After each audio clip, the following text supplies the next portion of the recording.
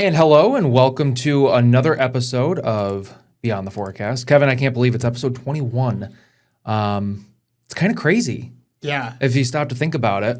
The last couple of weeks, we've had a few guests, so we're kind of back to regularly scheduled Beyond the Forecast episodes. So what have you been up to? Anything fun or anything coming up or Settling into my new place. That's right. It's been good. I've been there for about a month now, maybe a little less. And then I'm not going to actually be on the air this weekend. Rare weekend off for the kid.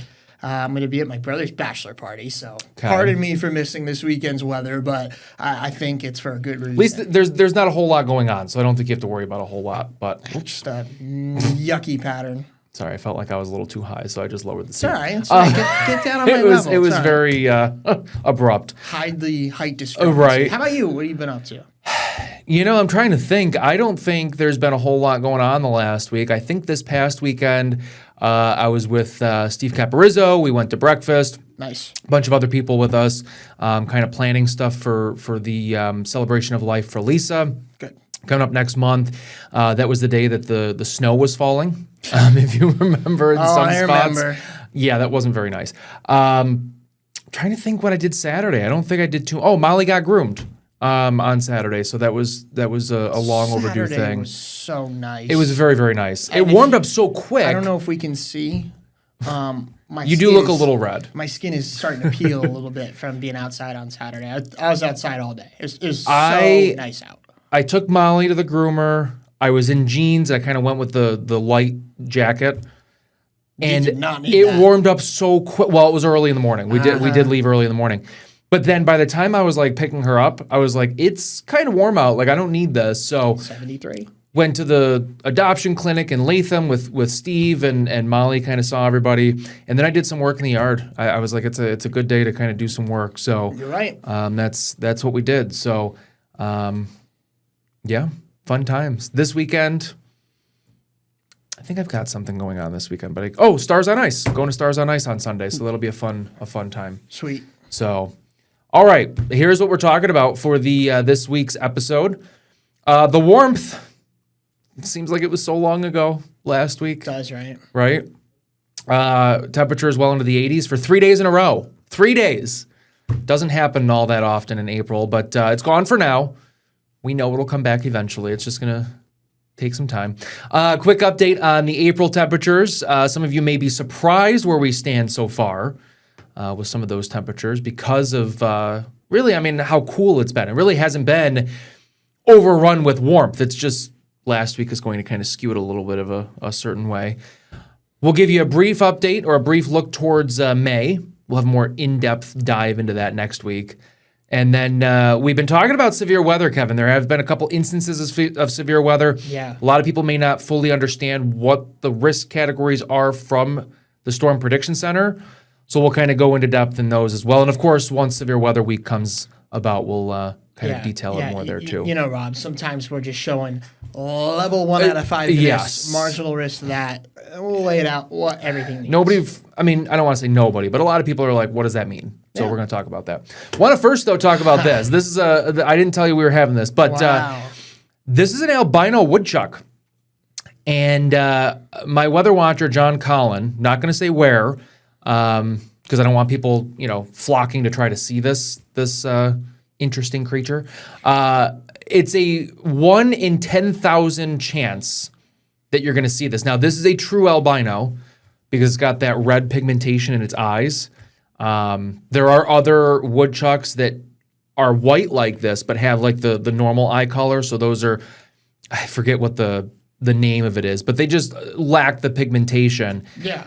Unfortunately, they do see a high predation rate. I think that's how you pronounce that, because they don't have they can't camouflage themselves. Right. John, though, did say that this has been kind of a reoccurring woodchuck for the last couple of years. So somehow they are a survivor. But it's good. It's pretty cool stuff there. How much wood could an albino woodchuck chuck? If You gotta add the albino. Woodchuck could chuck wood. You know, and I posted this on my Facebook page yesterday, and a bunch of people posted as far as an albino. There was an albino bird, I think somebody posted, albino squirrel in the area too. So they are rare, but that's cool. Sometimes you could see them, It's very interesting. It's very interesting. Next graphic, Kevin, is going to probably take a moment to load. We're going to talk about the hummingbirds. I've been talking about them for the last couple of weeks here. Why is this going to take a moment to load? I think because there's a lot of data on these graphics. It's a lot of a KML file. All right, so this one came through. I'm big on the hummingbirds. I know you aren't. Okay. Just putting words in his mouth. Typically, they arrive here the first couple weeks of May. This year is a little atypical. We're actually seeing reports now. This is the graphic that I think may take a while. Okay, well, I just got shown a liar. Silly. We're already, though, seeing reports across the capital region. So I am going to take this full because I do want to show you. Each one of those little red dots indicate a reported hummingbird sighting. So there's been a couple around Albany, southern Vermont, lots in New England. I'm surprised because they've been cold with that onshore flow the last couple of weeks. Long Island, downstate New York, Connecticut, and again, parts of New York as well. So they are here. If you don't have your hummingbird feeders out and you are one that does feed the hummingbirds, now would be the time to put them out. I had put mine out last week just in case they get here. Basically, it's a 4-to-1 water to sugar ratio. You don't have to boil the water, but I usually do. It just makes it easier to kind of dissolve the sugar. And they say it's supposed to last a little bit longer. So you do want to change those out every couple of days to prevent bacterial growth. So now we're going to talk about some of the warmth, Kevin. I don't know about you, but I was excited about the warmth. I know some people weren't. That's fine. I think I put on Facebook that it was great weather. It was fantastic. And I remember one of the comments that stuck out. If you think mid-80s is fantastic, you need to go somewhere else. Well, to me, after the winter we had. Yes. No, I think you speak for a large portion of folks. Yeah. Obviously not everybody, but I do think that most people lived through the winter that we just lived through and were very welcoming to temperatures. Not that it was the worst. It wasn't the worst ever. No. But it was a cold winter. Now, what was I going to say? I mean, if this was happening in November, like early November or late October, I think then we'd be humming a different tune in that we're like, okay, enough. Or even March. Like March sometimes too was a little early for this. For 80s to me. No, I mean, yeah. I'm just. Yeah, no, I agree. I think to me, the best part about living around here is the 4 seasons. Yes. And the fact that sometimes you can kind of dabble in them off schedule. There's that overlap, I know some people, it's always that, okay, we're going right from winter to summer, right? Yeah. I like when we kind of get that preview. And that's exactly what it is. You see those graphics on social media, and a lot of times they're even put up by meteorologists of full spring or I think I did one. I did one of those in March. Yeah, the third winter. Yep. Well, I mean, it's true. We go through that, and I just love how we had that stretch of weather for 5 or 6 days. Oh, it was fantastic. I think it was. I mean, obviously, it caused a little some issues for the flowering trees, the apple crop, the cherries, things like that blossom this time of year. Because obviously, we just went through a freeze earlier this week too. Freeze. I'm sure some of them were damaged. Temperatures were in the low 20s in a lot of areas. Some places were in the low teens up north. Right. It's always tough when you get the big warm up like we just had. And we had it felt like summer. I mean, it was summery. There was humidity, not off the charts humidity. We will be saying that a dew point of 60 will be feeling great in just a couple of months. Yes. But still, it felt like summer, and it just feel like the capital region, Western New England, everybody just came out of hibernation. Yep. I mean, that's really what it felt like last week to me. Now, this year, I mean, obviously, Kevin, you put this graphic together a couple weeks ago, I think. Yeah. The average first 80-degree day in Albany, April 30th. So, I mean, we are a little bit ahead of schedule. Well, 2 weeks. 3 weeks. Nothing crazy. Really, if you're looking at all these dates, it's really nothing overly early. Yeah. It happens. And sometimes after the winter we just had, like you said, I think a lot of people will take it. And I'm really happy it didn't hold off until June. Yes. Or late May, like Memorial Day weekend is your first 80-degree day. After the winter we had, I'm glad it happened a little earlier than normal. So. So, Kevin, you updated this for the last couple of days. I did throw on here the average temperature. Yeah. 49.2 may not feel all that warm, but it is 3.2 degrees above average. Yeah, I mean, remember that. We're talking high temps here. And lows. Average temperature does account for the lows, and the lows aren't on this calendar because that would be a lot of numbers.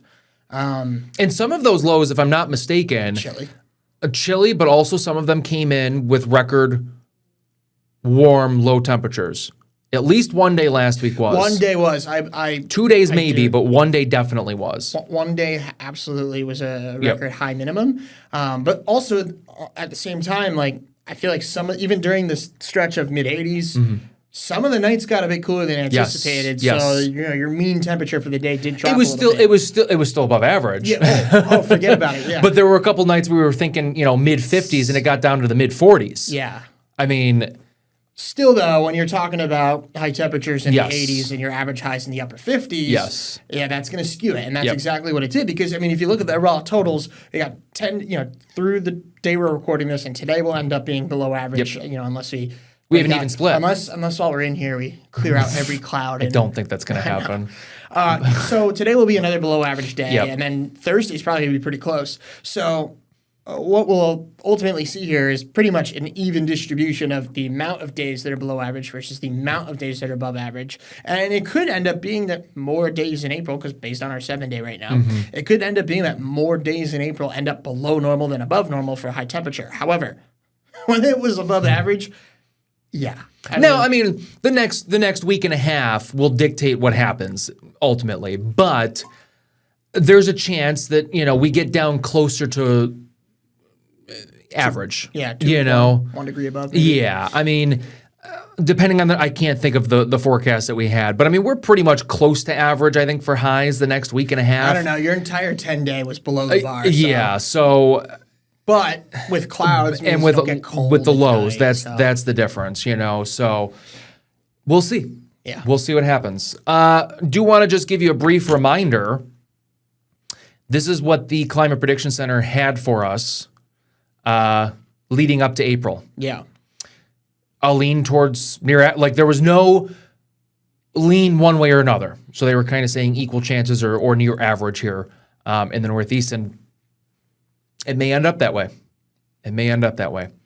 All right, don't go away, because when we come back, Kevin and I will have a very brief look towards what to expect for April, and then we'll do a deep dive for May. Sorry, I saw April here on the screen for May, and then we're going to do a deep dive into what the Storm Prediction Center outlooks actually mean. Stay with us.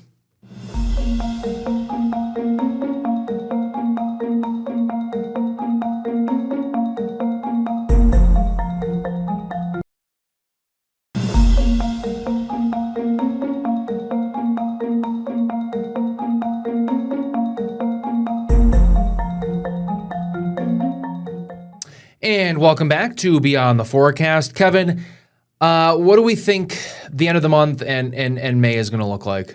What are we hopeful for, I guess? Hopeful? I don't think it's going to match reality. I mean, I'm just getting, we're looking at the long range. Yep. I really, you could get a sense of what can happen beyond that, but really, I look at 2 weeks. I agree. I agree. That's safe. Yeah. That's the way to do it, really. Like sometimes people ask me, like, what are we What's looking this like summer going to be? Second weekend of May. Yeah. I'm like, I don't know. Like, sometimes it's hard in 48 hours, and we're going to go 3 weeks. Anyways, my point being that based on what we're seeing, end of April, start of May, it's just, you have that taste of summer. Yes. And I just can't help but think it's going to be a while before we get that again. Now, don't get me wrong. This is the 8 to 14-day outlook. Yeah. A lean towards below average. Average temperatures this time, mid to upper 60s. Yeah. So below average could be, okay, you got a high 60 with a low of around 40. Which isn't bad. Like that's wonderful. Yes. I don't mean to sound like sometimes that's though bad, people see this and they think, oh my gosh, it's going to be so cold. Yeah. That's not really what this map is showing. It's just showing that overall probably going to be below average during that period of time. Yeah, which is basically the first week in May. Yes. August. Not quite August. April 30th through May 6th. So May looks like it's going to get off to a slow start for those warm weather lovers. But again, it's a long month. We'll have our temperature spikes. But also, like last May in particular, there was a lot of east flow and a lot of rain, and it was chilly.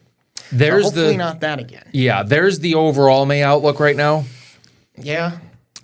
Near average. I think they're seeing some cold air still, so they don't really want to lean cold. But maybe the first part of the month is cold, the second part of the month is warmer, and it kind of averages. Fronts. Yeah, I'm nervous. That's what I'm concerned about. All right, let's talk about the Storm Prediction Center, Kevin. There's a lot on this graphic, so I'm going to throw this up full briefly, and then we're going to go through each category one by one.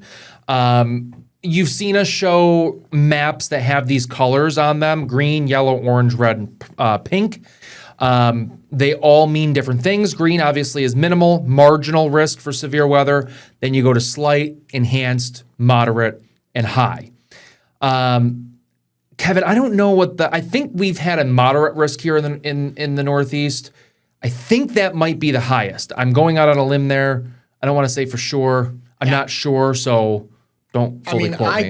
I can't remember a high risk around here, and they're pretty much rare across the board. They too. are. So they are. It's not like we're. And I think it might have been a moderate risk, like a long time ago, maybe before they restructured things too. So and it was. I mean, there's been a couple derechos over the course of the, and sometimes you can get those out in advance where it's like, okay, the confidence is high. There's going to be a big line of damaging storms, so you get that. That's when you get a moderate in the Northeast. But basically, we're looking at the bottom three for us. Usually, yeah. I think, and normally a lot of times when we get into that, we'll get to there. Yeah. So, marginal. If I were to put out an email to everybody in this station to ask them which ones are what, I don't know if everybody would be able to classify. I might do that, and I'll put them in a random order, and I'll have everybody just respond with what order they think they go in, and see how many get it right, because marginal sometimes is a little arbitrary, right? But that is the lowest threat. Isolated severe storms possible. Very limited. Coverage isn't really going to be a whole lot. Maybe spotty, strong storms. You might look at a marginal day, Kevin, and say, scattered thunderstorms, one or two may become severe. I feel like that is the most common occurrence, but there's also other times where the storms are pretty widespread, and it's just that like maybe one or two parts of the system contain some storms that can go severe.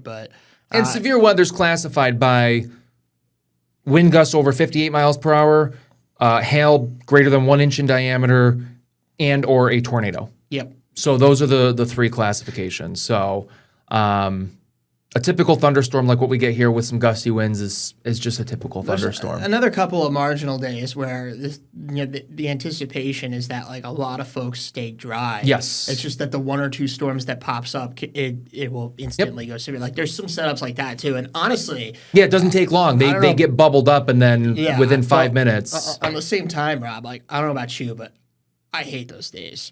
I mean, usually they end up being nice. Yes, and really nothing to worry about. And trying to convey that is because people will always ask, well, what about here? What about here? And it's like, it's Probably going to depend nothing. on where it pops. Yeah, Something's got to pop first. And if nothing pops, then everybody's fine. Yep.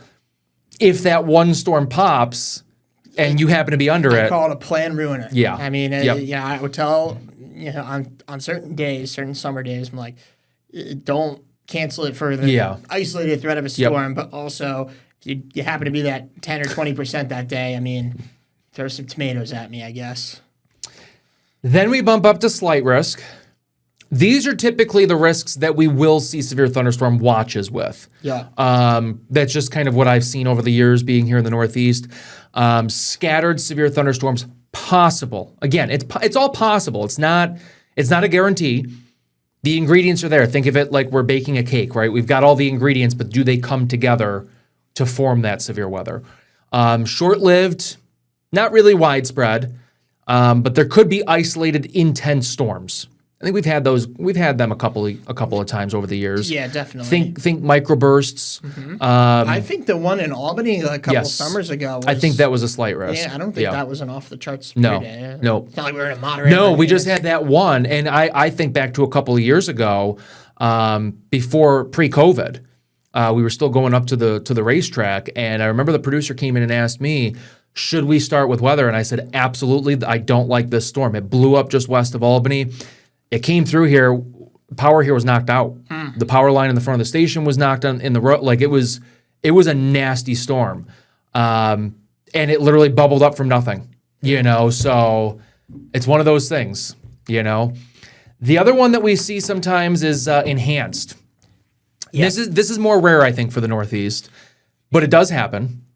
Numerous severe storms possible, more persistent and or widespread. Some of them could be a little bit intense. These are the ones that you'll typically see, a tornado watch, at least here in the Northeast. I again, it's just based on what I've seen. Doesn't guarantee a tornado watch, but it's not a 1-to-1. Yeah. Apples to oranges comparison. Sometimes there's an enhanced risk and there's absolutely no zero twist. spin. Yeah. Yep. So it's not that that's cut and dry, but a lot of times here in the Northeast, I don't know if they really issue an enhanced risk without that twist or spin. We just haven't really had a derecho since I got here. Exactly. So, knock on wood. Exactly. They're the most destructive, widespread storms. We don't want them, but I feel like that if they're anticipating the derecho over the capital region, they'll definitely put us in enhanced. At least enhanced. I mean, this is so moderate is the next level up, and this is the one that we were talking about. That it may have happened in the Northeast maybe once or twice. None that I can recall. If you see a moderate risk, you're going to have like 3 or 4 of us in the weather center at once. A moderate risk would be a red alert, like, hey, something really bad is likely to happen. Yeah. This is widespread severe storms likely, long-lived, widespread, and intense. So this to me would be, okay, we've got multiple storms, seconds. Wind, tornado threat. Pretty much all modes of severe weather would be expected on a day like this. Yep. Especially here in the Northeast. And if we ever get a high... We're bringing Cap out of retirement if we get this a high. Would be a day where we are all in, all hands on deck. This would be widespread severe storms expected. Not likely, not possible, expected. Long-lived, very widespread, and some of them could be particularly intense. This is, when they issue these high risks, sometimes they go a couple of years without it. Sometimes they do it a couple times a year. When they issue the high risk, unfortunately, a lot of times it leads to the ones that they just permanently alter lives of the cities that they hit. So that's why you don't see them a lot up here because they're lucky. They're the ones that are remembered for the major tornado outbreaks. Yep. Things like that where the tornadoes aren't weak. No, that's the other part of it too, where they're intense. It's just not a fun time, and sometimes it does not live up to that expectation, which is good. People say that it's a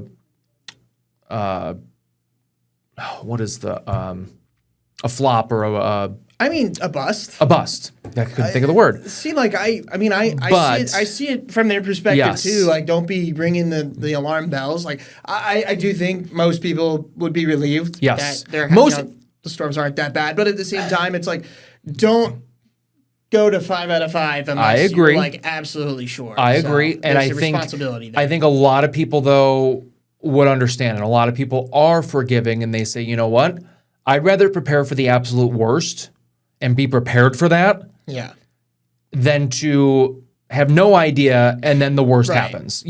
So I see it on both sides. Definitely. I do see it on both sides.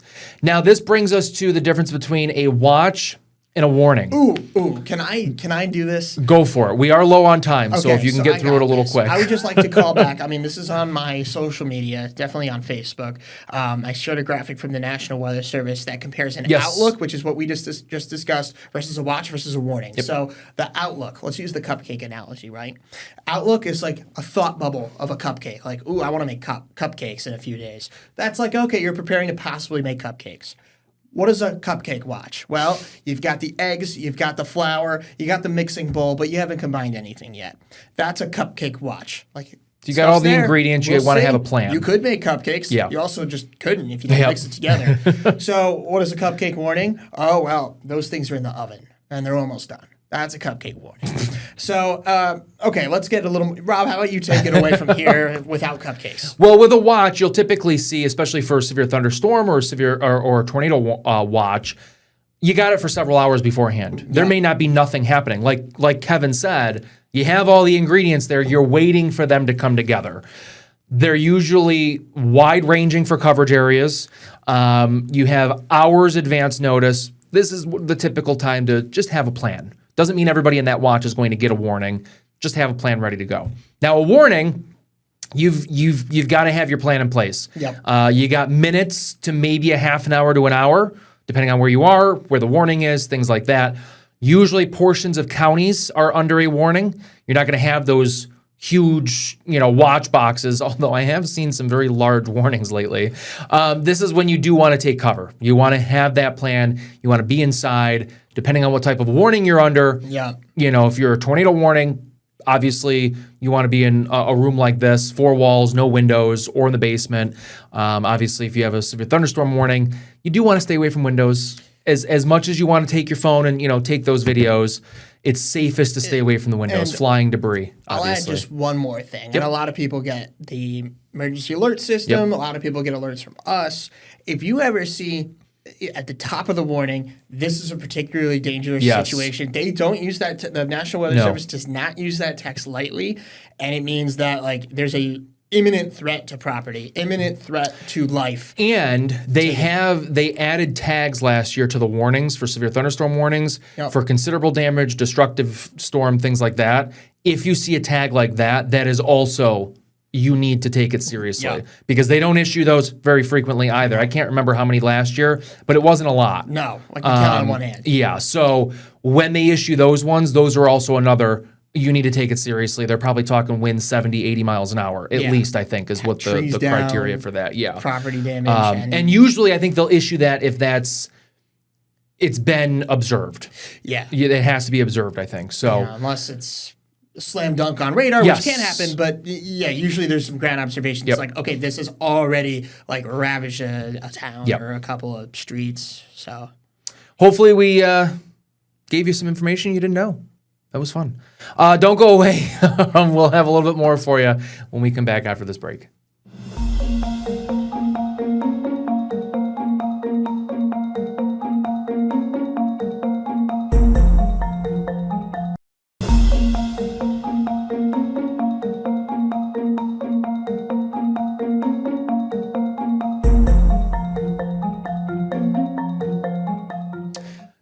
All right, welcome back. Kevin, you said you've got some plans this weekend. Yeah, hopefully are you going down to Jersey or is it somewhere else? It is Jersey, so I'm going to go home after we record this in North Jersey and then drive another 2 hours tomorrow and probably while this show is airing to the Jersey Shore. We call it the Shore, North Jersey.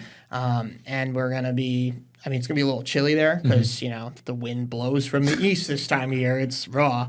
However...